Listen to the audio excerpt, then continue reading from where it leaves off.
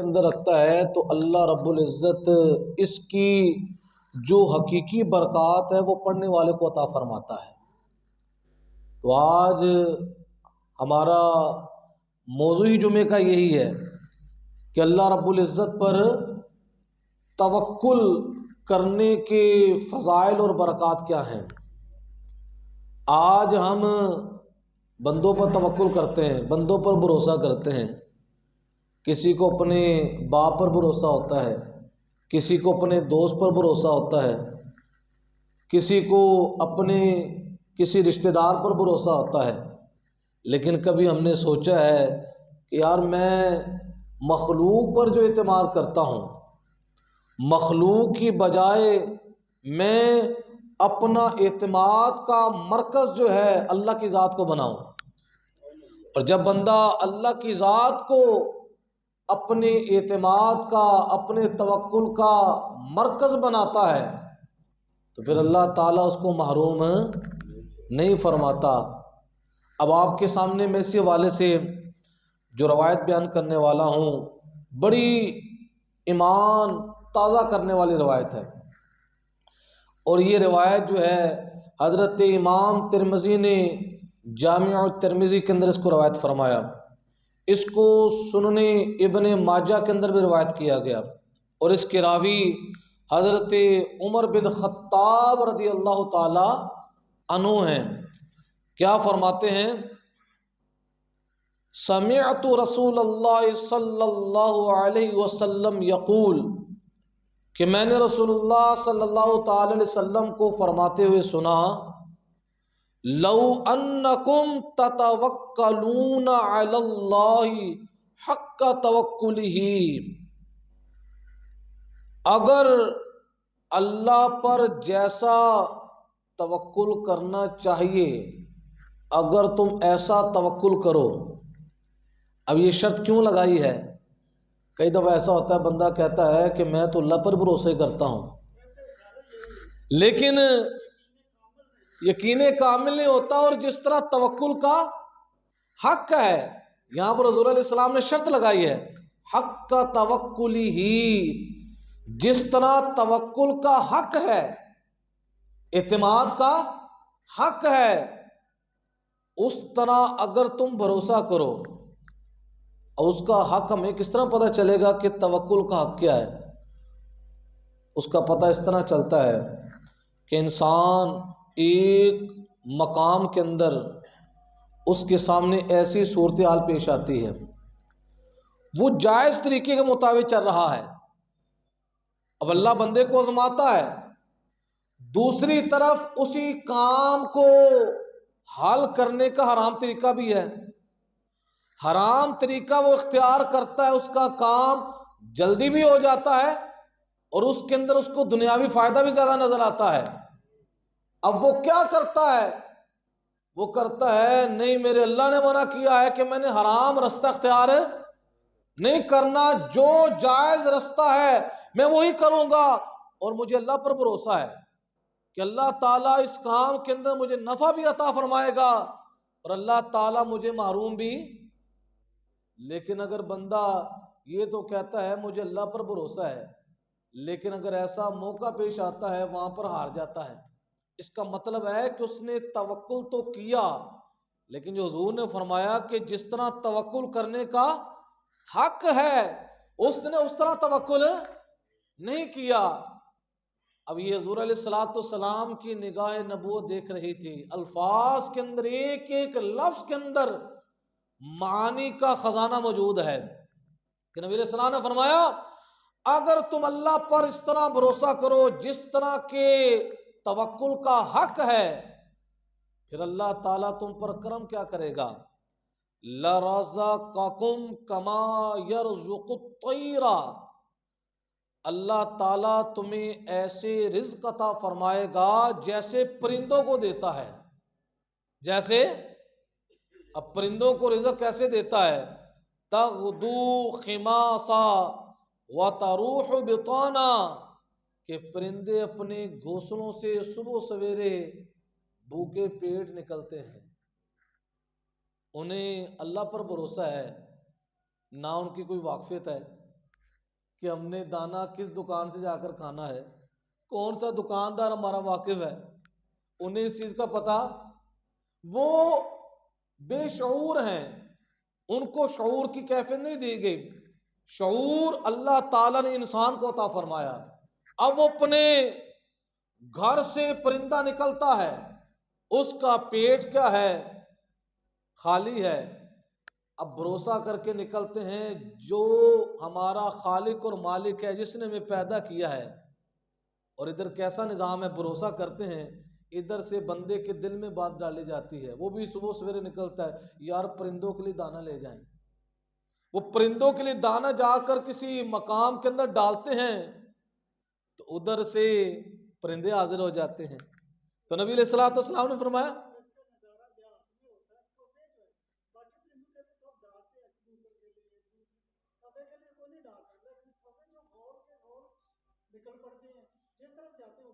سبحان اللہ سبحان اللہ سبحان اللہ،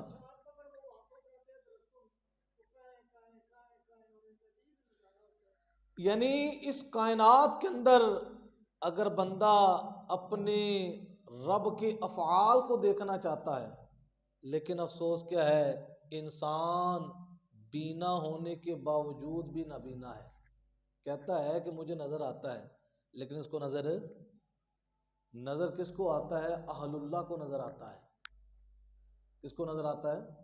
ان کو پتہ ہے کہ اللہ تبارک و تعالیٰ کے افعال کی تجلیات کائنات کے ذرے ذرے کے اندر موجود ہیں۔ تو نبی علیہ السلام نے فرمایا جب بندے کا اعتماد اور بھروسہ اس حد تک پہنچ جائے تو اللہ تبارک و تعالیٰ اس کو اس طرح روزی دیتا ہے جس طرح پرندوں کو روزی دیتا ہے۔ اب اس کے تحت حضرت علامہ اسماعیل حقی رحمۃ اللہ تعالیٰ علیہ کا قول شارح نے بیان فرمایا ہے کہ جس وقت کوا اس کے ہاں بچہ ہوتا ہے، انڈے سے بچہ نکلتا ہے، تو وہ جو بچہ ہوتا ہے وہ بالکل سفید ہوتا ہے۔ ماں جو ہے اس سے وحشت محسوس کرتی ہے، اس سے ڈر کے مارے بھاگ جاتی ہے، حالانکہ اس کا بچہ ہے۔ لیکن اللہ تبارک و تعالیٰ کی قدرت کا جلوہ دیکھیں کہ اسی بچے کے قریب ایسی مخلوق ہوتی ہے، وہی بچہ جو ہے اس کو کھاتا ہے، اس کو پھر اس کے جسم پر بال آتے ہیں۔ جس وقت اس کا جسم کالا پڑ جاتا ہے، سب کیا ہو جاتا ہے؟ بلیک ہو جاتا ہے، تو پھر ماں آ جاتی ہے۔ اب یہاں پر دیکھیں ماں چھوڑ گئی، وہاں پر اللہ کی قدرت جو ہے اس کی رہنمائی کر رہی ہے۔ اب جب ایک وہ پرندہ جس کو اللہ محروم نہیں کر رہا، تو انسان تو اشرف المخلوقات ہے، تجھے تو اللہ نے اپنی خلافت کا تاج عطا فرمایا ہے۔ جی جی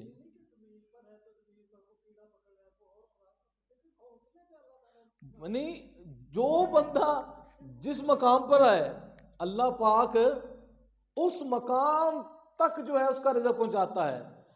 اب مفتی احمد یار خان نوی صاحب فرماتے ہیں درخت کی مثال لے لیں، درخت جو ہے وہ چلتا ہے، درخت اپنے مقام کے اندر موجود ہے، لیکن اللہ تعالیٰ اس کو بھی خوراک مہیا فرماتا ہے کہ درخت وہاں پر موجود ہے، روزانہ اس کو پانی لگ رہا ہے۔ یعنی جو چیزیں جہاں پر ہیں اگر وہ وہاں سے دوسری جگہ نہیں جا سکتی، اس کی خوراک کو اللہ تعالیٰ وہاں پر پہنچاتا ہے۔ تو یہ اس کی قدرت کا نظارہ ہے، لیکن بندے کے لیے یہ چیزیں زبان حال سے بول بول کر بتاتی ہیں اے دنیا کے زندہ انسان، تو کہاں مارا مارا پھر رہا ہے، آجا اپنے رب کے حضور رجوع اختیار کر کہ جس رب نے تجھے جس کام کے لیے پیدا کیا ہے وہ تو کام کر۔ رزق کا ملنا وہ اللہ کے ذمہ کرم پر ہے، اللہ تعالیٰ تمہیں ہر حال کے اندر رزق دے گا۔ اگر وہ اپنے نافرمانوں کو دے سکتا ہے تو اگر تو اللہ کا مطیع ہو جائے تو تمہیں رزق سے کیسے محروم کر سکتا ہے؟ اب اگلی جو روایت ہے، اس روایت کے اندر حضور نبی کریم رؤوف الرحیم صلی اللہ تعالی علیہ وسلم نے اسی موضوع کو بیان فرمایا، اور یہ روایت جو ہے یہ شرح السنہ اور شعب الایمان کے اندر یہ روایت موجود ہے۔ اس کے راوی حضرت عبداللہ ابن مسعود رضی اللہ تعالی عنہ ہیں۔ آپ فرماتے ہیں رسول اللہ صلی اللہ علیہ وسلم نے ارشاد فرمایا، ایھا الناس، اے لوگو، لیس من شیء یقربکم الی الجنۃ ویباعدکم من النار الا قد امرتکم بہ۔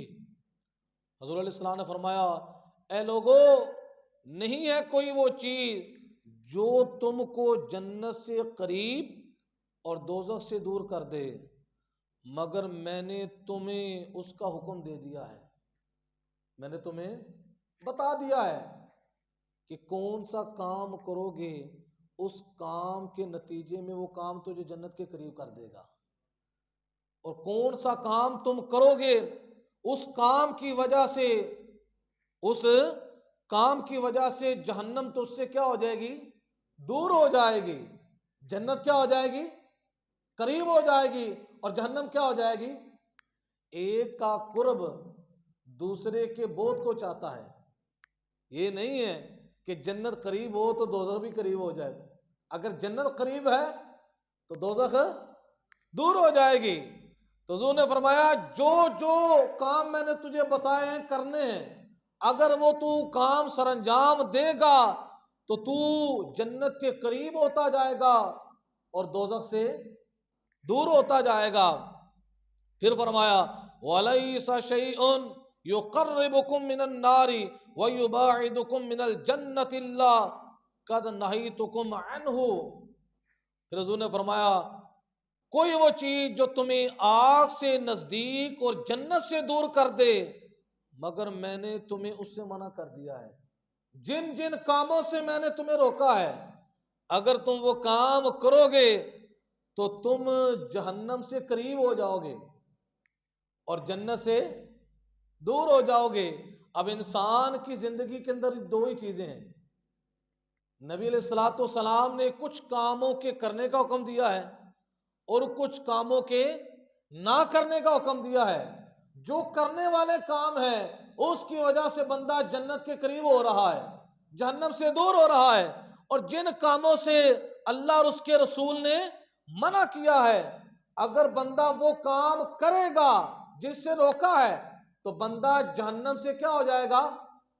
قریب ہو جائے گا اور جنت سے دور ہو جائے گا۔ ان حضور کے فرمانے کا مقصد ہے کہ میں نے کوئی حکم جو ہے چھوڑا نہیں ہے، سب کے سب احکام تم تک پہنچا دیے ہیں۔ کوئی شرعی حکم ایسا نہیں کہ جو میں نے تمہیں بیان نہ کیا ہو۔ جتنے احکام شرعیہ اللہ نے مجھے عطا فرمائے میں نے وہ تم تک پہنچا دیے۔ رگے حضور فرماتے ہیں، وَإِنَّ الرُّوحَ الْأَمِينَ وَفِي رِوَایَةٍ وَإِنَّ رُوحَ الْقُدُسِ نَفَثَ فِي رُوعِي، یعنی دو روایتیں ہیں، ایک روایت کے اندر روح الامین کا لفظ ہے اور دوسری روایت کے اندر روح القدس کا لفظ ہے۔ دونوں سے مراد کون ہے؟ حضرت جبرائیل علیہ الصلوۃ والسلام مراد ہیں۔ نبی علیہ السلام فرماتے ہیں کہ جناب جبرائیل نے کیا کیا؟ نفث فی روعی، میرے دل کے اندر یہ بات ڈالی، میرے دل کے اندر یہ بات ڈالی۔ اب وہ بات کیا ہے؟ وہ ہماری اصلاح کے لیے ہے۔ حضرت علیہ الصلوۃ والسلام نے اپنے غلاموں کی اصلاح کے لیے وہ بات ہمیں بیان فرمائی کہ جو بات دل میں کون ڈال رہا ہے؟ معلم الملکوت جناب جبرائیل حضور کے قلب کے اندر ڈال رہے ہیں۔ وہ بات کیا ہے؟ ان نفسا لن تموت حتی تستکمل رزقها، کوئی جان نہ مرے گی یہاں تک اپنا رزق پورا کر لے، اتنی دیر تک جو ہے کسی کو موت نہیں آئے گی۔ یہ کتنا بڑا ایک ہمیں اصول بیان فرمایا گیا۔ اب رزق سے مراد صرف کھانا پینا نہیں ہے، محدثین فرماتے ہیں رزق سے مراد انسان کی تمام نعمتیں ہیں، ظاہری باطنی تمام نعمتیں مراد ہیں۔ اتنی دیر تک بندے کو موت نہیں آتی جب تک اس کے پیدا ہونے سے پہلے۔ اب بندہ دنیا کے اندر آیا نہیں، دنیا کے اندر انسان کا جسم اور روح دونوں آتے ہیں۔ دنیا کے اندر آنے سے پہلے عالم ارواح کے اندر انسان کی روح موجود تھی، انسان کی روح موجود تھی، اور دنیا کے اندر جس وقت آتا ہے تو انسان روح اور جسم دونوں کے ساتھ آتا ہے۔ اب میں ایک جگہ پڑھ رہا تھا کہ انسان کا ابھی تک جسم پیدا نہیں ہوا، جسم کے پیدا ہونے سے پہلے روح تھی، روح کے پیدا ہونے سے پہلے اللہ تعالیٰ نے کئی ہزار سال پہلے جس روح کا جتنا رزق تھا وہ پہلے لکھ دیا ہے۔ ابھی نہ روح ہے نہ جسم ہے، جس کی ہم اتنی ٹینشن ہے صبح سے لے کر شام تک۔ آج بندہ کہتا ہے میں بڑا مصروف ہوں، بڑا بیزی ہوں، نماز کے لیے ٹائم نہیں نکلتا، اللہ کے ذکر فکر کے لیے ٹائم ہے۔ جس کا فیصلہ اتنا پرانا ہو چکا ہے، اتنا پرانا فیصلہ ہے کہ اس کی دنیا کے اندر زندگی کتنی ہونی ہے۔ اب روح بشری لباس پہن کر دنیا کے اندر آئی، اس نے 5 سال رہنا ہے، 10 سال رہنا ہے، 20 سال رہنا ہے، کتنا عرصہ اس نے گزارنا ہے۔ اب حضرت نوح علیہ السلام کی عمر 1500 سال ہوئی ہے، کتنی؟ آپ اندازہ لگائیں، یہ اللہ تعالیٰ قادر مطلق ہے۔ آج ہماری عمروں کی آپ لحاظ رکھ لو، اس کے اندر بھی اللہ کا کرم ہے۔ جتنی انسان کی عمر زیادہ ہو اگر وہ نیک نہ ہو تو اتنی گناہ کا بوجھ زیادہ ہوتا ہے۔ یہ تو حضور کے صدقے حضور کی امت پر کرم فرمایا گیا، ان کو عمریں کم دی گئیں، ان کو عمریں کم دی گئیں، اور ایسے ایسے 7 نظام دیے کہ عمریں کم ہیں، ان عمروں کے کم ہونے کی صورت کے اندر اللہ بیماری دے دیتا ہے، اللہ تنگدستی دے دیتا ہے، اللہ کوئی مصیبت اس پر نازل کر دیتا ہے۔ وہی مصائب و علام جو ہیں 30 سال کی زندگی کے اندر جو کمی بیشیاں ہو جاتی ہیں اللہ معاف فرما دیتا ہے۔ عمر بھی کم دی ہے اور ساتھ ساتھ دنیا کے اندر ہی پاکیزگی ہو رہی ہے، اور پہلی امتوں کے اندر عمریں بہت زیادہ تھیں، عمریں بہت زیادہ تھیں۔ تو نبی کریم صلی اللہ تعالی علیہ وسلم ارشاد فرماتے ہیں جناب جبرائیل نے میرے دل کے اندر جو بات ڈالی وہ یہ ہے، کوئی اتنی دیر تک مرے گا نہیں یہاں تک کہ اپنا رزق پورا نہ کر لے۔ آج بھی اس حدیث کا جلوہ میں نظر آ رہا ہے، کئی دفعہ ایسے مریض ہمیں نظر آتے ہیں ہسپتال کے اندر بستر پر لیٹے ہوئے ہیں، ان کے پاس ان کے رشتہ دار کچھ کھانے کی چیز لے کر جا رہے ہیں، منہ میں ڈالتے ہیں وہ باہر پھینک دیتا ہے، پانی ڈالتے ہیں وہ باہر پھینک دیتا ہے، 5 دن کے بعد ہفتے کے بعد اسی بندے کا وصال ہو جاتا ہے۔ یعنی اس کا رزق کیا ہو جاتا ہے؟ کھانے پینے کا کام پورا ہو جاتا ہے۔ جو سانسیں جو ہوا اللہ نے اس کے لیے مقدر کی ہے بس اس کو پورا کر رہا ہے، کہ اس کی سانسیں زندگی کتنی رہ گئی ہیں، جب اس کے سانسیں زندگی کی مکمل ہو جاتی ہیں، ہواؤں کا خصوصی انعام پورا ہو جاتا ہے تو اس کی وفات ہو جاتی ہے۔ اب وہ کھاتا نہیں ہے پیتا، اتنا وقت جو ہے بغیر کھائے پیے وہ کیا کر دیتا ہے۔ اور میرے آقا علیہ السلام نے فرمایا اللہ کی یہ قدرت کاملہ ہے کہ کئی دفعہ ایسا ہوتا ہے مریض کئی دن کھاتا نہیں لیکن اس کے باوجود زندہ رہتا ہے، مگر عام حالات کے اندر بندہ 2-3 دن نہ کھائے تو بندہ نڈال ہو جاتا ہے۔ نبی علیہ السلام نے فرمایا اللہ تعالیٰ اس کو باطنی قوت دیتا ہے مریض کو، کہ جو ہفتہ نہ کھانے کی صورت کے اندر بھی زندہ ہے، نہ کھانے کی صورت کے اندر وہ ایک باطنی قوت ہے کہ جو اللہ تبارک و تعالی اس مریض کو عطا فرما دیتا ہے۔ تو نبی علیہ السلام نے فرمایا اتنی دیر تک کوئی مرے گا نہیں یہاں تک کہ اپنا رزق پورا کر لے۔ اور آگے کیا فرمایا؟ الا فاتقوا اللہ، خبردار اللہ سے ڈرتے رہنا، اللہ سے خیال رکھنا، اللہ سے ڈرتے رہنا۔ واجملوا فی الطلب، رزق تلاش کرنے کے اندر درمیانی راہ اختیار کرنا، اس کے اندر نہ تو افراط ہو نہ تفریط ہو۔ افراط و تفریط کا مطلب کیا ہے کہ بندہ رزق کی تلاش کے اندر اتنا آگے بڑھتا جا رہا ہے، اتنا آگے بڑھتا جا رہا ہے، اس کو پتہ ہے اس حد کے آگے حرام حد شروع ہو جاتی ہے، وہ اس چیز کی پرواہ نہیں کرتا، وہ کہتا ہے مال آنا چاہیے۔ کیا آنا چاہیے؟ یعنی وہ اس چیز کی پرواہ نہیں کرتا، وہ حدود کو کراس کر لیتا ہے، اللہ کی حدود کو پامال کر لیتا ہے۔ کس وجہ سے؟ کہ میرے پاس کیا آئے؟ مال آئے۔ اور کچھ تو ایسے ہیں کہ جو کیا کرتے ہیں، مال تلاش کرنے کے لیے گھر سے نکلتے نہیں، گھر میں فارغ بیٹھے ہوئے ہیں۔ تو میرے آقا علیہ السلام نے کیا فرمایا؟ تم نے یہ دونوں کام نہیں کرنے، نہ تو حد سے بڑھنا ہے اور نہ بالکل حد سے کمی کی طرف جانا ہے کہ گھر بیٹھ جائیں، کوئی بات نہیں اللہ میں دے دے گا۔ نبی علیہ السلام نے فرمایا وَاجْمِلُوا فِي الطَّلَبِ، تم نے درمیانہ راستہ اختیار کرنا ہے کہ تم نے اپنے گھر سے نکلنا ہے، اور نکلنے کے بعد تمہارے سامنے جائز راستہ بھی آئے گا، تمہارے سامنے حرام اور ناجائز راستہ بھی آئے گا، تم نے جائز راستے کو اختیار کرنا ہے اور حرام راستے کو کیا کر دینا ہے؟ چھوڑ دینا ہے۔ سبحان اللہ، سبحان اللہ، سبحان اللہ۔ یعنی آپ اس حدیث پاک کے تناظر کے اندر آپ کئی چیزوں کو سمجھ سکتے ہیں، کئی نعمتیں ہیں، ہر نعمت کے اندر درمیانہ راستہ ہے۔ اگر بندہ درمیانہ راستہ اختیار کرتا ہے تو کبھی پریشان، یہ پریشانی کا حل ہے۔ آج لوگ کہتے ہیں میں بڑا پریشان ہوں، وہ پریشانی اپنی حل کرنا چاہتے ہو تو آؤ میرے آقا کے فرمان کی طرف، میرے آقا کے فرمان کو پڑھو اور اس پر عمل کرو۔ اور آگے کیا فرمایا؟ آج ہمارا معاشرہ کس طرف جا رہا ہے؟ آگے حضور نے فرمایا وَلَا يَحْمِلَنَّكُمْ اسْتِبْطَاءُ الرِّزْقِ أَن تَطْلُبُوهُ بِمَعَاصِ اللَّهِ۔ یہ نبی علیہ السلام نے ہمارے معاشرے کو بیان فرمایا۔ حضور علیہ السلام تاجدار ختم نبوت ہیں، آپ کی نگاہ نبوت جو ہے وہ قیامت تک کے حالات کو دیکھ رہی تھی۔ آپ علیہ السلام نے کیا فرمایا؟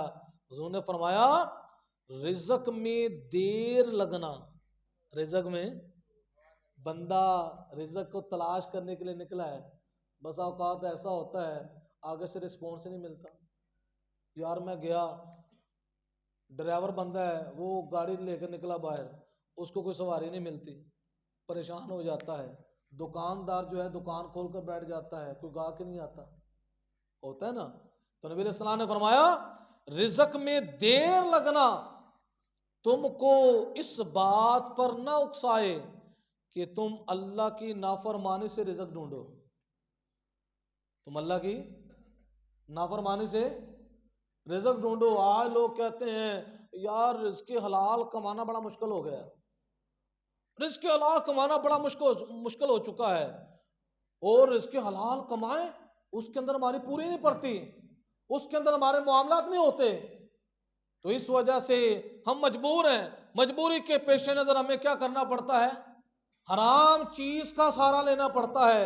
تو یہاں پر ہمارے آقا جن کا ہم نے کلمہ پڑھا ہے، جن کا ہم نے کیا پڑھا ہے؟ کلمہ پڑھا ہے، وہ ہمیں فرما رہے ہیں کہ میرے غلاموں تم نے یہ کام نہیں کرنا، اگر رزق تھوڑا لیٹ ہو جائے، لیٹ ہونے کی وجہ سے تم حرام کام کا ارتکاب کر لو، ایسا کام تم نے نہیں کرنا۔ بسا اوقات اللہ تمہیں آزما رہا ہوتا ہے، اللہ تمہیں آزما رہا ہوتا ہے کہ میرا بندہ کس طرف جاتا ہے۔ وہی آزمائش کی گھڑی ہوتی ہے کہ اس آزمائش کی گھڑی کے اندر اگر بندہ مضبوط ہو جائے پھر اگلے ہی لمحے کے اندر اللہ تعالیٰ رزق کے دروازے کھول دیتا ہے۔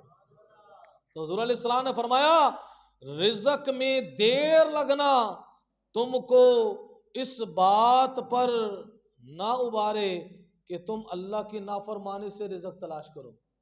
پھر لوگ چوری شروع کر دیتے ہیں، ڈکیتیاں شروع کر دیتے ہیں، کہ میں تو روزی حلال کی تلاش میں نکلا لیکن کوئی گاہک نہیں ملتا، گھر کے حالات بڑے مارے، لہٰذا میں نے کیا کام شروع کر دیا ہے، لوگوں کو لوٹنا شروع کر دیا ہے، لوگوں کے مال کے اندر خیانت کرنا شروع کر دی ہے۔ تو میرے آقا علیہ السلام نے فرمایا تم نے صبر کرنا ہے۔ کس سے کام لینا ہے؟ صبر سے کام۔ آگے فرمایا فَإِنَّهُ لَا يُدْرَكُ مَا عِنْدَ اللَّهِ إِلَّا بِطَاعَتِهِ، کیونکہ اللہ کے پاس کی چیزیں اس کی فرما برداری سے ہی حاصل کی جا سکتی ہیں۔ جو اللہ پاک نے تیرا رزق جو ہے مقدر کیا ہوا ہے، جو لکھا ہوا ہے، وہ تجھے اطاعت اور فرما برداری سے ضرور ملے گا۔ یہ نہیں ہے کہ تو اطاعت اور فرما برداری کر رہا ہو اور اللہ تعالیٰ تمہیں رزق عطا نہ فرمائے۔ صرف کیا ہے، انسان کی آنکھوں کا دھوکہ ہے، انسان بے صبرا ہو جاتا ہے اور بے صبری کی صورت کے اندر مارا جاتا ہے۔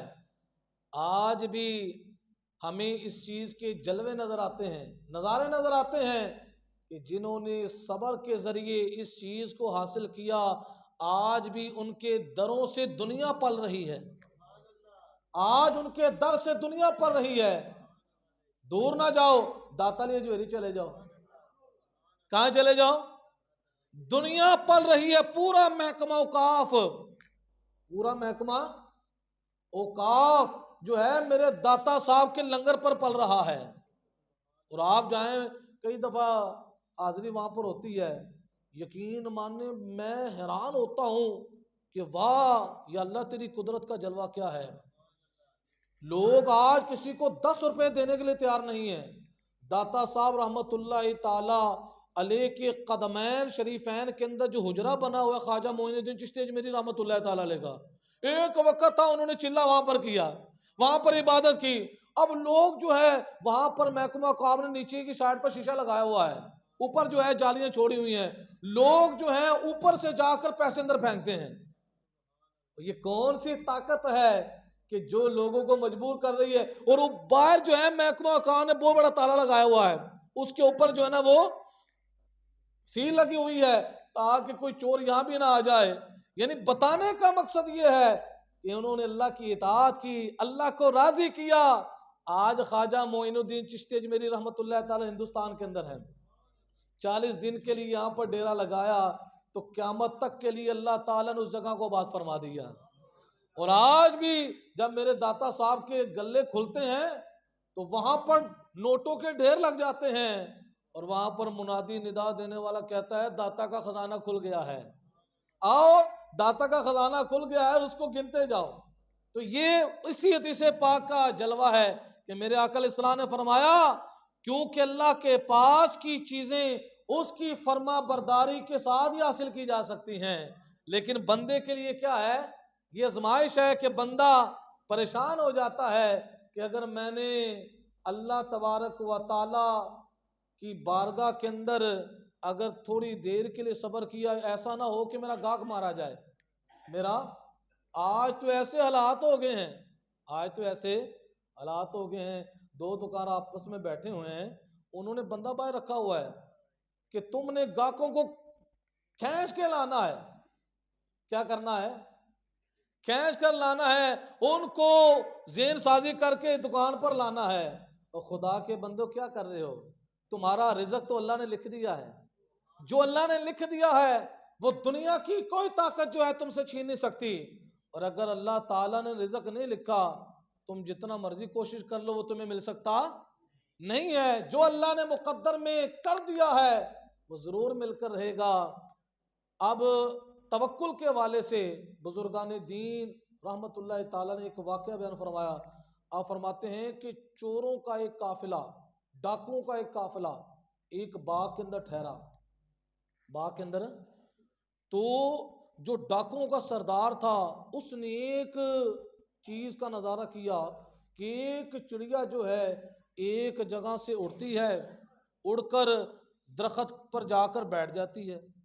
اس نے یہ بار بار منظر دیکھا کہ چڑیا اڑتی ہے پھر جا کر اس پر بیٹھ جاتی ہے، پھر اڑتی ہے پھر جا کر، اس نے کہا لگتا ہے کہ یہاں پر کوئی بات ہے۔ اب ڈاکوؤں کا سردار اوپر چڑھا، جب اس نے اوپر جا کر نظارہ دیکھا تو وہ ہل گیا۔ کیا دیکھا؟ ایک سانپ جو آنکھوں سے نابینا ہے، آنکھوں سے نابینا ہے۔ اب چڑیا کیا کرتی ہے؟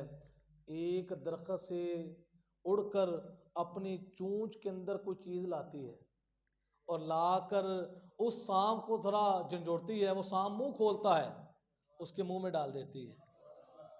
وہ ڈاکوؤں کا سردار کہنے لگا واہ مولا تیری قدرت کے جلوے، جب تو اس کو رزق دے رہا ہے تو میں تو اشرف المخلوقات، میں یہ کام کیوں کر رہا ہوں؟